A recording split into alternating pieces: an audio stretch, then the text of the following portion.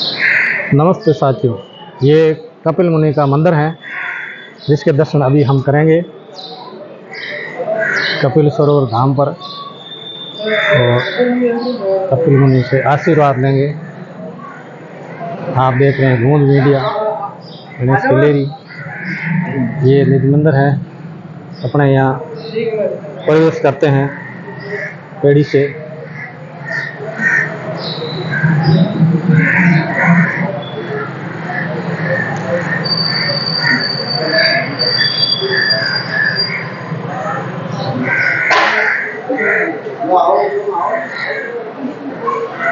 आप देख रहे हैं कपिल मुनि धाम श्री कोलायत जी। साईं के दर्शन पर्यंतम है श्री श्री कोलायत मुनि निज मंदिर गूंज मीडिया के साथ वान कपिल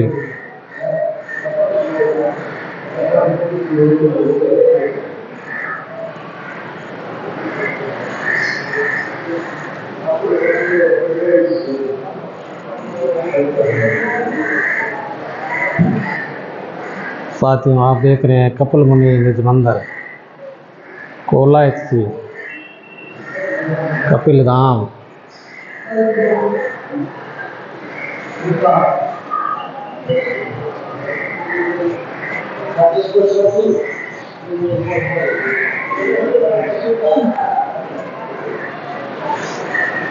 नमस्ते साथियों, कपिल मुनि धाम कोलायत। आप देख रहे हैं गूंज मीडिया। अभी हम पंडित जी से संपर्क करेंगे, पूछेंगे।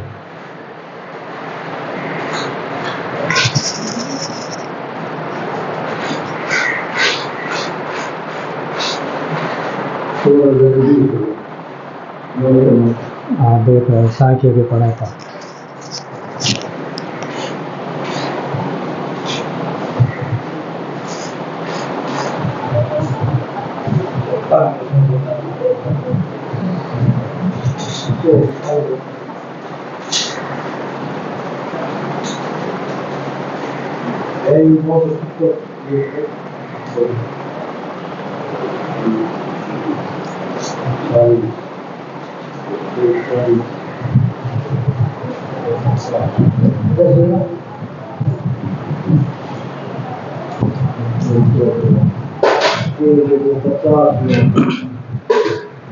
साथियों, आप देख रहे हैं कपिल मुनि धाम कपिल सरोवर कोलायत जी।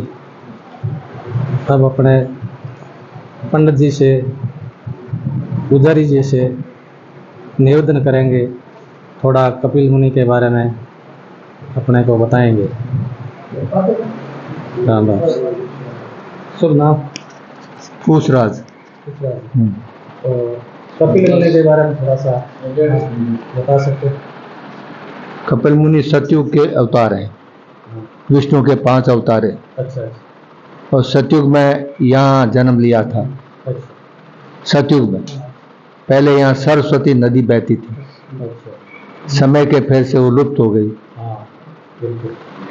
कर्दम ऋषि, कपिल मुनि के पिता कर्दम ऋषि थे, यही तपस्या किया।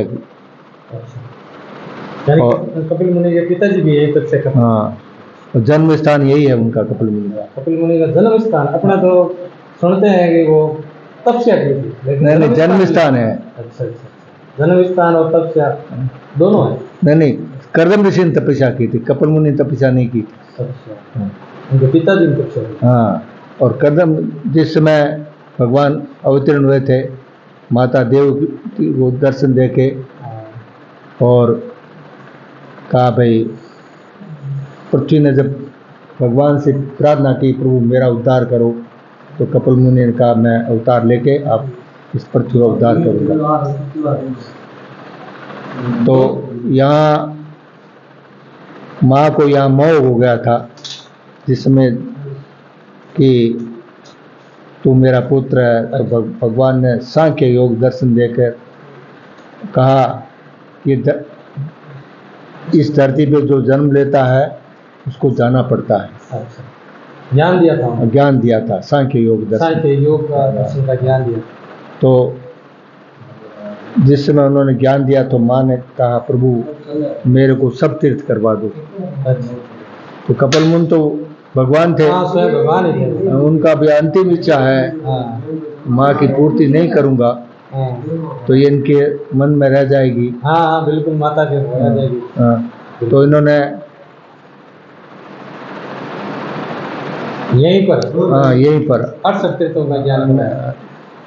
जब इन्होंने देखा कि अब क्या करें तो इनकी आंसू में आंसू निकले, जो बूंद गिरी आंसू की वो बिंदु सरोवर नाम से प्रसिद्ध हुआ।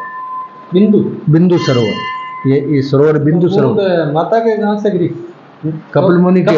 हाँ, हाँ, अच्छा। तो वो बिंदु सरोवर बना इनके। और जब अगर एक बीच में नहीं तो भगवान का प्रभु इनका 4 धाम 68 तीर्थ का आह्वान किया भगवान ने। तो 4 धाम और 68 तीर्थ यहाँ आके और माँ को स्नान करके, गंगा उसमें नहीं आई थी, पताल से गंगा आई थी और कपिल माँ को स्नान किया और माँ की मुक्ति हो गई। मुक्ति होने के बाद कपिल भगवान गंगा सागर चले गए, वहाँ तपस्या की। उस समय राजा सागर का राज्य था वहाँ। हाँ, अच्छा, अच्छा, अच्छा। तो राजा सागर ने अश्वमेघ यज्ञ किया। अश्वमेघ यज्ञ में घोड़ा छोड़ा, अश्व नाम घोड़ा का है। हाँ, वो घोड़ा छोड़ा, इंद्र को ये भय हो गया था कि मेरा सिंहासन चला जाएगा। हाँ, तब से ज्यादा हो रही है। हाँ, तो ये तब उन्होंने कहा, इंद्र ने चुरा के घोड़ा चुरा लिया और जहाँ और तो कोई उसमें उपाय सूझा नहीं, कपिल मुनि के आश्रम के पीछे बांध दिया। राजा सागर के 60,000 पुत्र खोजते खोजते आए। हाँ, उन्होंने देखा घोड़ा, अब ये यज्ञ पूरा कैसे होगा। हाँ, घोड़ा ढूंढ के लाए। हाँ, तो उन्हें खोजते खोजते कपिल मुनि के आश्रम आए। हाँ, और तो देखा घोड़ा बंधा पड़ा है। उन्होंने देखा भी कपिल मुनि का, ए चोर चोर चोर मेरा घोड़ा दे। अच्छा। तो 60,000 पुत्र ने जैसे ही हल्ला किया, उनकी तपस्या भंग हो गई। और तपस्या भंग होने से 60,000 के 60 भस्म हो गए। उन्होंने तो कब राजा सागर को मालूम हुआ कि घोड़ा नहीं आया है और इनका उद्धार कैसे होगा। तो उन्होंने कहा कि भगवान से प्रार्थना की, प्रभु इन अपराध किया है, इनका अपराध की दंड सजा मिल गई है, अब इनका मुक्ति का उपाय बताओ। तो कपिल मुनि ने कहा कि अगर देवलोक से गंगा आएगी तब इनका उद्धार होगा। तो राजा सागर की 4 पीढ़ियाँ वैसे ही समाप्त हो गई और राजा 5वीं पीढ़ी में भाग्यत हुआ। उन्होंने कहा भाई हमारी पीढ़ी ऐसी खत्म हो गई है, तो कारण क्या है।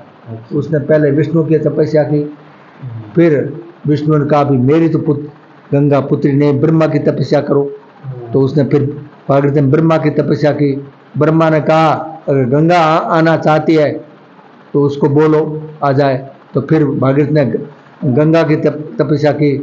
गंगा बोली कि भी मेरा वेग कौन सहेगा, मैं अगर देवलोक से आऊँगी तो मेरा वेग कौन सहेगा।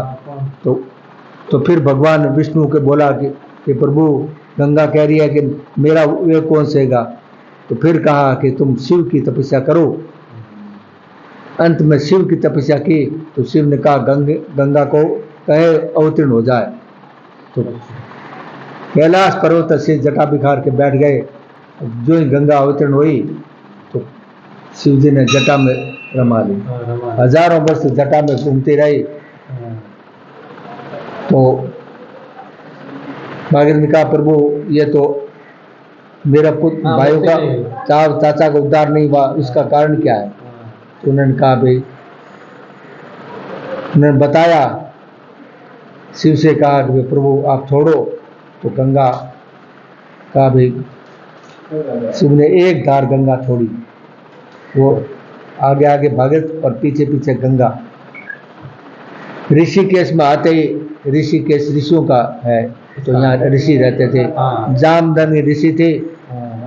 जामदग्नि ऋषि था, उसने कुटिया, उसकी कुटिया थी ऋषिकेश में, तो गंगा कुटिया बहा दी। तो जामदग्नि को गुस्सा आया। गुस्से आते ही जामदग्नि ने गंगा को पी लिया। नहीं सर। तो भागीरथ देखा गंगा आई नहीं, क्या बात है, कहाँ गई? तो ऋषि बैठे तपस्या करे थे, उनका प्रभु क्षमा करो, मेरी गंगा कहाँ गई? तो मेरे ताऊ चाचा भाई को मुक्ति होगी, कैसे होगी? तो जामदन ने उसकी प्रार्थना सुनी, जान में से गंगा को, हाँ जामदन, उसका जामदन ऋषि जान में से गंगा दे, और फिर आगे आगे भागीरथ और ऋषि के हरिद्वार होते हुए गंगा सागर में विलीन हो गई। वहाँ के राजा सागर के पुत्रों का 60,000 उद्धार हुआ, तब जाके गंगा, इसीलिए उसका नाम गंगा सागर पड़ा। 14 जनवरी को मकर संक्रांति को मेला लगता है। ये इनकी जन्मभूमि है, यहाँ विष्णु स्वरूप है, कपिल मुनि विष्णु स्वरूप है, इधर वशिष्ठ जी है और इधर गरुड़ भगवान है, क्योंकि गरुड़ विष्णु का वाहन है। ये इनका महत्व है। नाम आपका है? नाम आपका? पुष्पराज, पुष्पराज।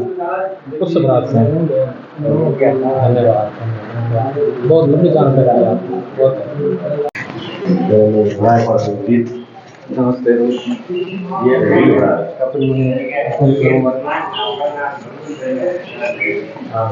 पीछे की ये परिक्रमा है,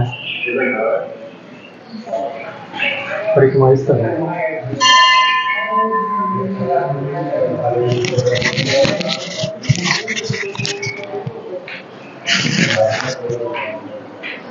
ये परिक्रमा स्थल है कपिल मुनि मंदिर की, आप देख रहे हैं न्यूज़ मीडिया के साथ। बहुत बढ़िया सुंदर मंदिर है, शांति का प्रतीक है। यहाँ कपिल मुनि के पिताजी ने तपस्या की थी और कपिल मुनि का यही जन्म स्थान है, ये हमें जानकारी दी गई है पुजारी जी द्वारा।